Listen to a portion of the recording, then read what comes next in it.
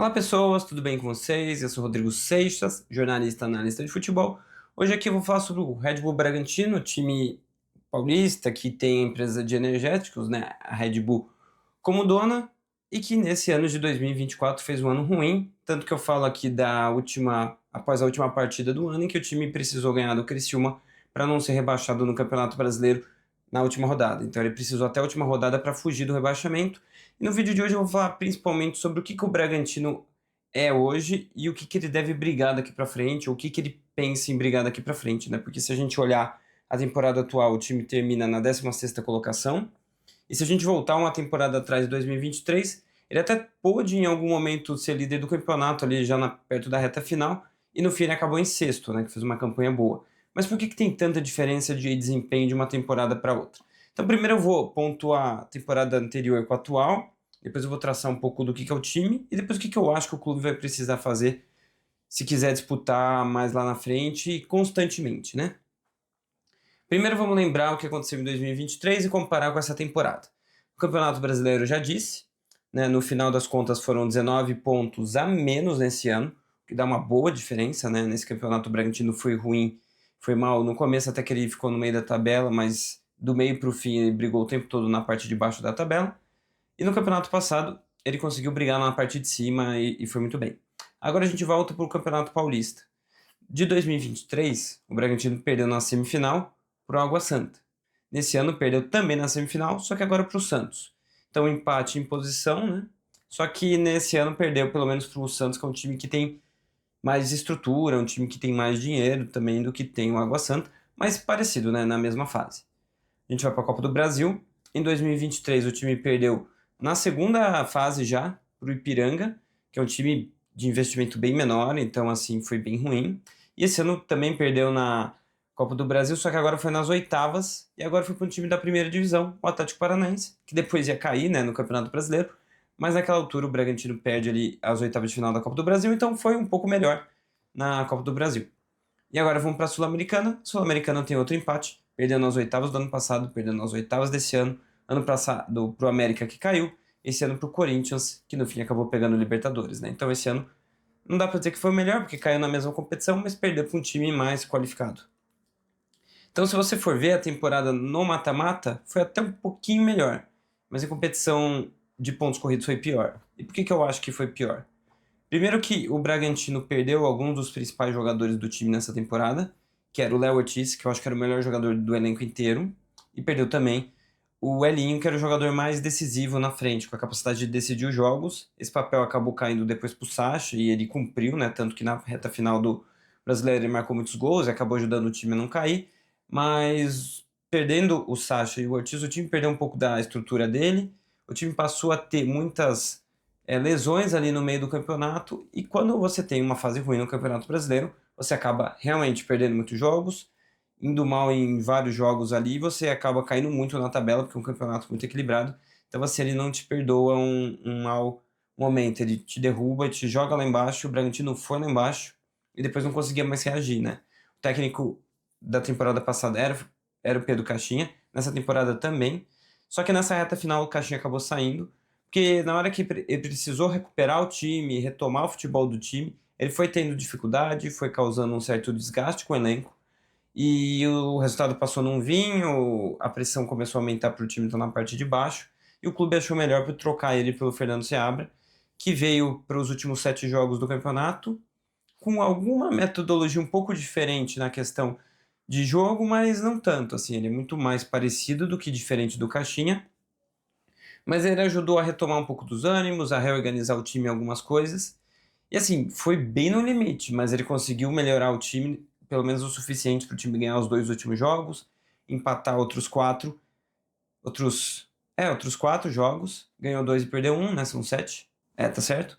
Então acabou sendo esse o período dele aqui, teve 47% de aproveitamento, não melhorou tanto assim o time, mas foi o suficiente para o time não cair. Claro, conta também com outros times que também não somaram pontos, né? Claro, é um campeonato com todo mundo competindo junto, né? E fica na frente quem faz mais pontos e cada ano pode mudar, né? A faixa de corte não é sempre a mesma. Esse ano o Bragantino com 44 pontos não caiu, e isso faz com que o time fique na Série A, né? E termine na 16ª colocação. Eu acho que essa 16ª colocação é curioso porque durante o campeonato, o Bragantino quando joga com o Flamengo, o Pedro Caixinha fala que o clube dele, o Red Bull Bragantino, era hoje a 16ª força no Brasil, quando ele levava em conta o valor investido no elenco, a qualidade do elenco, né, o poder de investimento, a qualidade do elenco, infraestrutura e tradição. Contando esses quatro, ele colocava o Bragantino como a 16ª força. E se você parar para pensar, o elenco do Bragantino, na avaliação do Transfer Market, né, quando você olha todos os jogadores e põe um valor estimado do quanto eles valeriam, o Bragantino tem hoje a 13ª equipe no campeonato.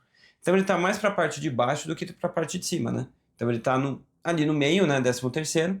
Só que assim, numa temporada em que o resultado acaba não dando tão certo, o time passa uma instabilidade, o mais provável é brigar para a parte de baixo da tabela. E foi o que aconteceu. Nós somos a 16ª força no Brasil e hoje enfrentamos a primeira força do Brasil.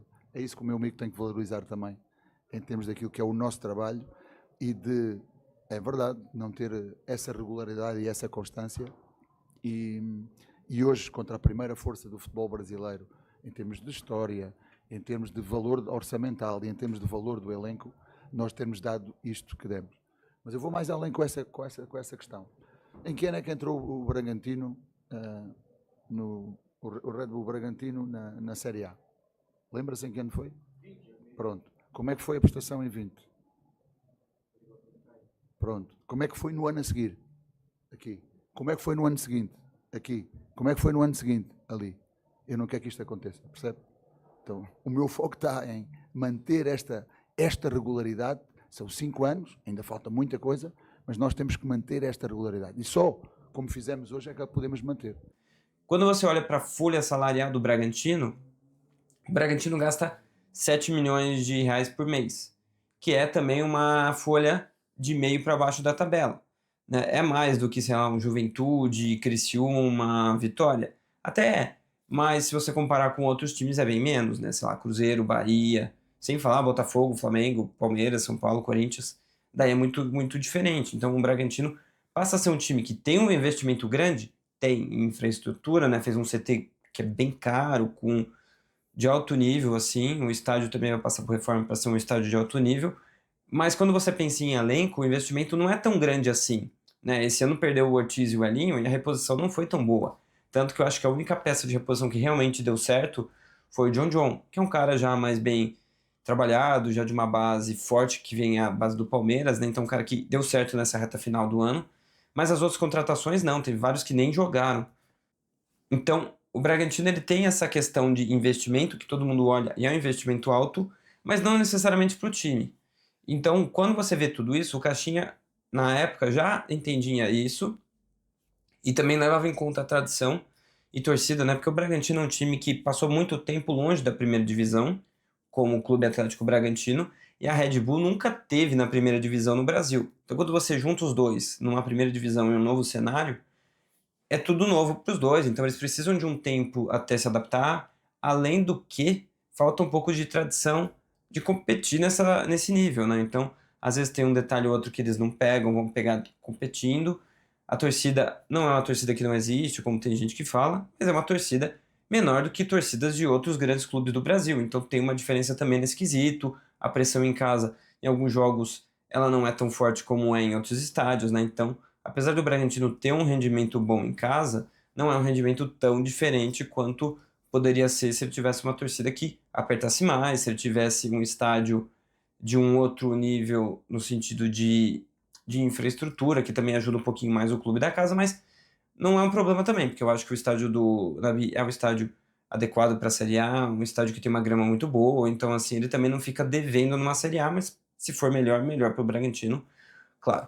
Mas quando você vê todos esses pontos, você não consegue colocar o time na primeira fila do campeonato, até porque o nível do futebol brasileiro de 2020 para 2024 subiu bastante.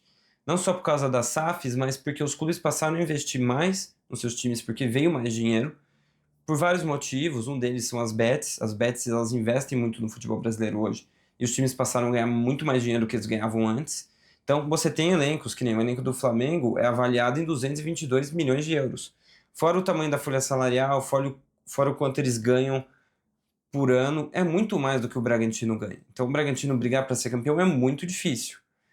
Ao mesmo tempo, os times do meio da tabela também ganham mais que o Bragantino. Então, o Bragantino é um time que ganha um pouco mais pro meio para baixo. Só que a vantagem, ao menos, que o Bragantino tem, e por isso que ele está na primeira divisão, é que ele tem um planejamento e tem um como ele vai usar o futebol e por que ele vai usar o futebol, a maneira de jogar, a maneira de montar o elenco, é muito bem definida.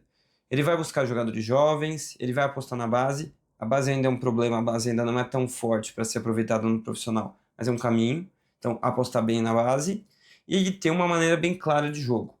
O Fernando Seabra, o Pedro Caixinha, o Barbieri, eles têm diferenças como treinadores, mas a lógica principal de jogo tem que ser parecida, que é um time agressivo, um pouco mais a escola, para ficar um pouco mais fácil de você visualizar, do Klopp, tanto que o Klopp hoje é da Red Bull, né?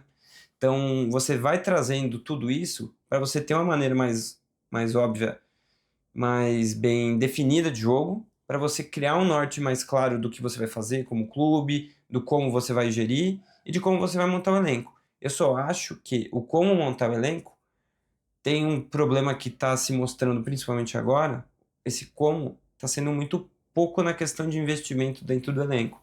Então você cria um elenco que ele tem qualidades, ele tem bons jogadores ali, aqui ou ali, mas o elenco como todo tem vários jogadores medianos. Então, se você passar por uma fase ruim ou se você tiver várias lesões, a tendência é que seu time vá cair na tabela e vá brigar mais na parte de baixo, porque o elenco como um todo não está entre os mais fortes do Brasil. Então, por mais que o técnico seja bom, por mais que você tenha um bom planejamento, é um pouco mais difícil você ficar na parte de cima da tabela. Então, numa boa temporada, você até vai ficar na parte de cima.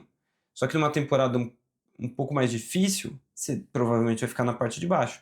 E é o que tem acontecido. O Bragantino fez um 2023 bom, 2022 não tão bom, 2021 bom, 2020 já não tão bom. Então é um time que tá sobe e desce de ano a ano. Esse ano quase caiu. Então, não vou dizer que precisa rever o projeto, mas talvez rever um pouco o investimento se quiser brigar um pouco mais para a parte de cima, porque hoje você tem outros times que estão investindo mais e que nesse duelo com o Bragantino, mesmo às vezes não tendo o mesmo planejamento, mesmo às vezes não tendo as mesmas bases de estrutura, consegue competir melhor e ficar na frente do Bragantino, o que é um problema se o Bragantino quiser ficar na parte de cima da tabela.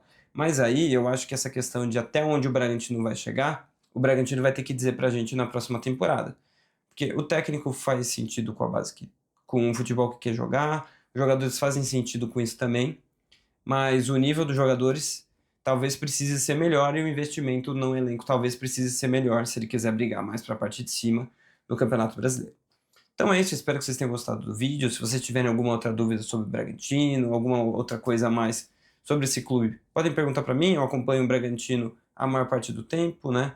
Diria que eu sou setorista do clube, eu vou em quase todos os jogos do Bragantino e também acompanho outros times também, que é o que eu falo na maior parte dos vídeos aqui no canal.